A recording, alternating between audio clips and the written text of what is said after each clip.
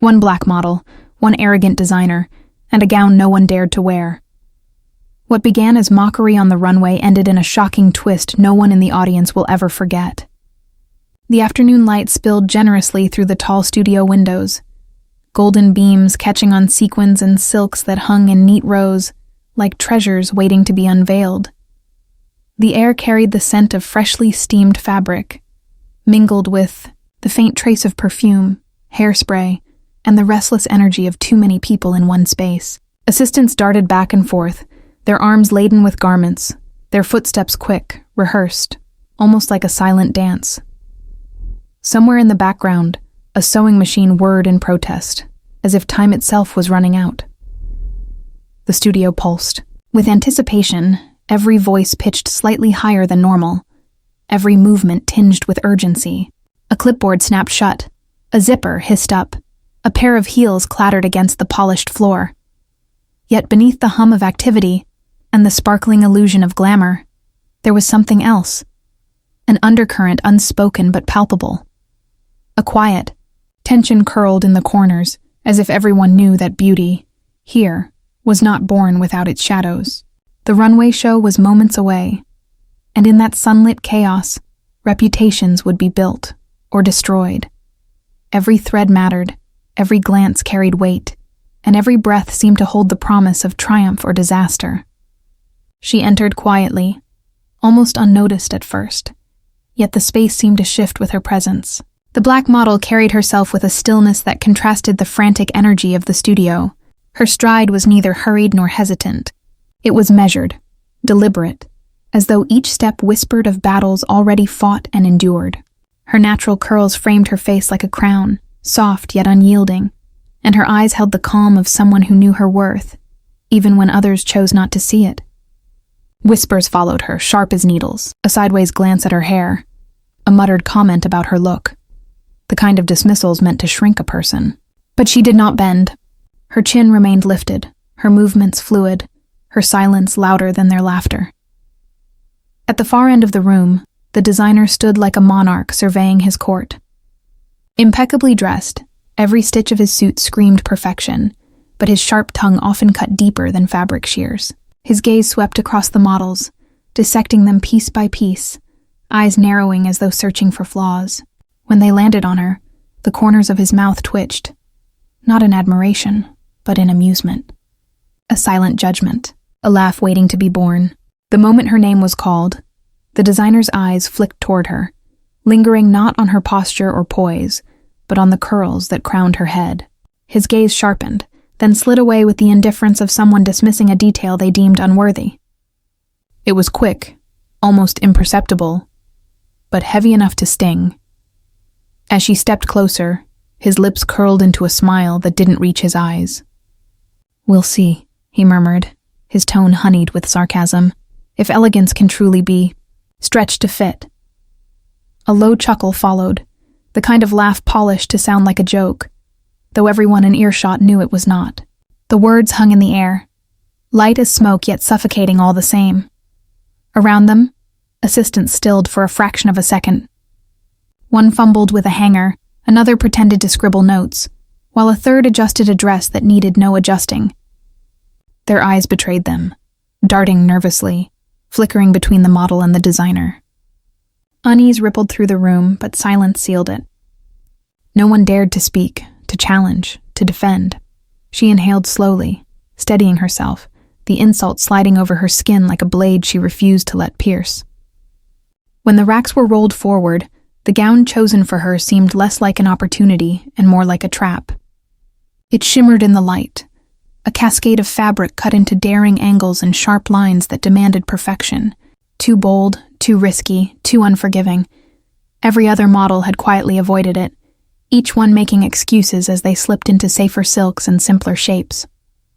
Now it was handed to her, the unspoken message clear: let her be the one to fail.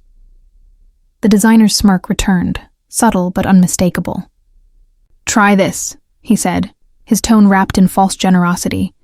A few assistants exchanged quick glances, their unease deepening, as though watching a scene they already knew the ending to. She didn't flinch. Instead, she reached out, her fingertips grazing the fabric with reverence. It was as if she were touching possibility itself, something delicate that others had overlooked. Her palms smoothed along the bold lines, tracing the gown as though it whispered secrets only she could hear. Silence cloaked her acceptance. No complaint, no protest. Only calm. Where others saw danger, she saw a canvas. Where they expected her to stumble, she prepared quietly to rise. Backstage, the air was thick with heat and nerves. Models shifted from foot to foot, dresses rustled like restless waves, and the pulse of music from the main hall throbbed against the walls. Amid the frenzy, the designer leaned close, his voice low but sharp enough to cut. "Don't trip," he whispered, lips curling into that familiar smirk. "This gown will swallow you whole. One wrong step, and the audience will remember your fall, not your face."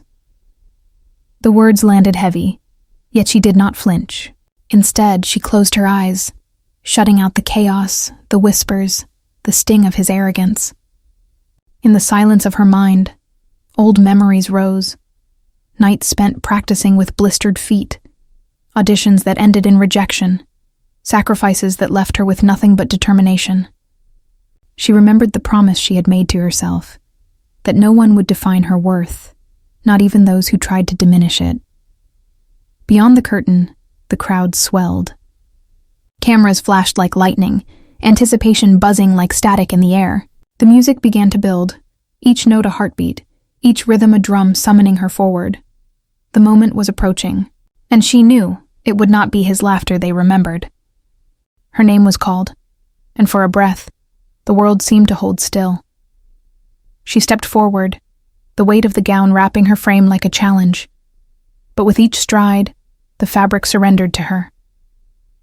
What had seemed chaotic on the hanger now found its rhythm on her body, every daring cut and bold angle flowing into a masterpiece of movement. She didn't just wear the gown. She commanded it, as though it had been crafted for her alone. The audience drew in a collective gasp. Murmurs rippled, then dissolved into thunderous applause that shook the hall. Photographers leaned over barricades, their shutters firing in rapid bursts, desperate to capture every angle of her transformation. The gown shimmered with each step, alive under the lights, but it was her presence, the fire in her gaze, the certainty in her stride, that set the room ablaze. Backstage, the designer froze, his smirk crumbling into silence. His sharp eyes widened, not in criticism but disbelief, as if the stage itself had betrayed him. For years, he had crafted his reputation with arrogance, but in that moment, it was no longer his name being celebrated. It was hers, and it would echo far beyond the runway. When the final notes of music faded, the audience was no longer looking at the designer's creations. They were looking at her. Applause still thundered as she stepped backstage, and instead of dispersing, the crowd surged forward, surrounding her with praise. Cameras continued to flash, not for the man who had mocked her, but for the woman who had transformed the impossible into unforgettable beauty. She moved through the sea of admiration with poise, her smile radiant but calm, like someone who had long known this moment would come. As she passed the designer, she did not glance with anger, nor stop to savor his silence. She simply walked past, her chin lifted, her presence luminous. It was not victory born of vengeance, but of grace. The assistants, who had once lowered their eyes at the cruel remark, now glowed with pride. Their whispers trailed after her, soft but reverent, as though they were witnessing history. "Did you see her?" one murmured. "She owned it." Another breathed, almost in awe. For them, she was no longer just a model in a gown. She was proof that dignity and resilience could outshine arrogance. She had walked the runway, and claimed it as her own. Long after the runway lights dimmed and the last echoes of applause faded, her presence lingered in the hearts of those who had witnessed it. People would remember the shimmer of the gown, yes, but more than that, they would remember the woman who brought it to life. What had once been considered too bold, too complicated, had been transformed into art through her resilience.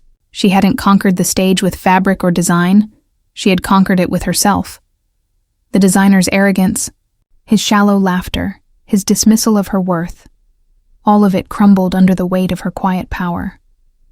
Prejudice had tried to reduce her, but it could not strip her of her dignity. In every step, in every look, she proved that beauty was never about fitting into someone else's mold. True beauty was courage, grace, and the unshakable belief that worth is not granted by others. It is carried within. The runway that day did not belong to the one who sketched the gown or to those who doubted her. It belonged to the woman who walked it fearlessly, who turned whispers into applause and doubt into awe. Her light was her own, and it outshone everything.